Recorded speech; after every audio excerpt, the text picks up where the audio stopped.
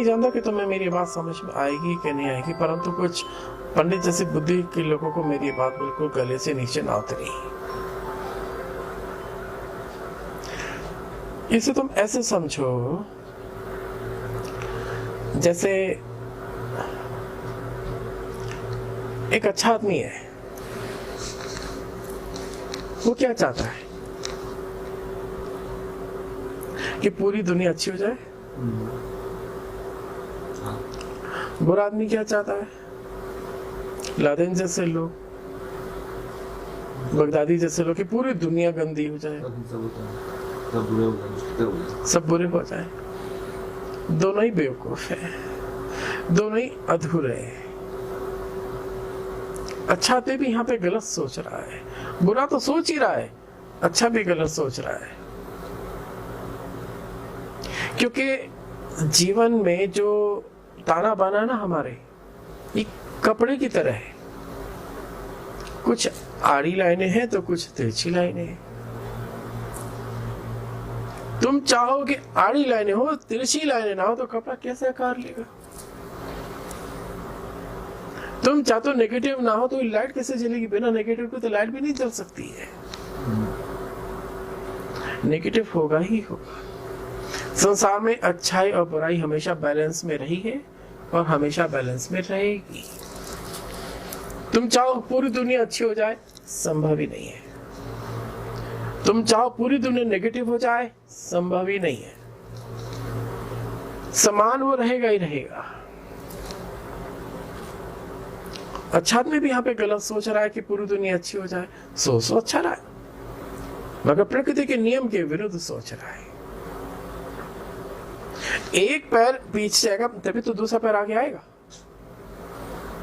पैर पीछे जाने से मना कर दो तो तुम कभी आगे यात्रा कर भी ना पाओ।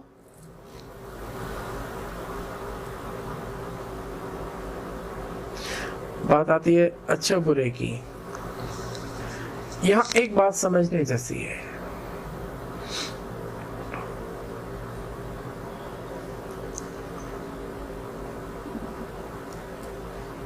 अच्छा आदमी हम उसे कहते हैं जिसने अपने जीवन में अच्छाई का ढांचा बनाया हुआ है। बुरा आदमी हम उसे कहते हैं जिसने अपने जीवन का ढांचा बुरा बनाया हुआ, बुरे का ढांचा उसने पकड़ा हुआ है। परंतु एक इसके पार की भी दुनिया है, अच्छाई के भी पार की और बुराई के भी पार की, जिसे हम संत कहते हैं। वो ना अच्छे में होता है ना बुरे में होता है। ये बुराई और अच्छाई सिक्के के दो पहलू की तरह है गौरव।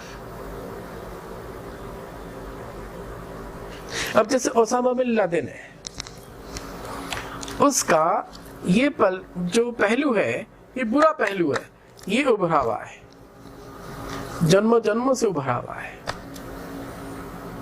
मगर जो दूसरा पहलू है, जो शुद्ध स्नात है, पवित्र सुंदर, वो जन्मों जन्मों से दबा हुआ है, वो पूरी तरह से दबा हुआ है। ऐसा कोई भी व्यक्ति नहीं है जिसके अंदर कोई बुराई ना हो, और ऐसा कोई भी बुरे से बुरा व्यक्ति नहीं जिसके अंदर कोई अच्छाई ना हो। अब ओसामा बिन लादेन का अगर वो जिस्म कैसे कर किसी तरह से, किसी वजह से अगर वो सिक्का पलट जाए, तो सोचो कितना सुंदर संत बन जाए।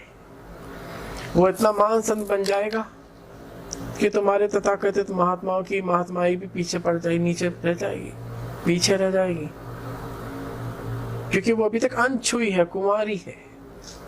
उसमें दुनिया की कहीं कोई कालीमा ना पड़ी, कोई धूल ना पड़ी जन्मों जन्मों से, क्योंकि बीच में कोई गुरु ना मिला नारद जैसा जो उसके सिक्के को पलट दे। इसके जस्ट उलट भी है।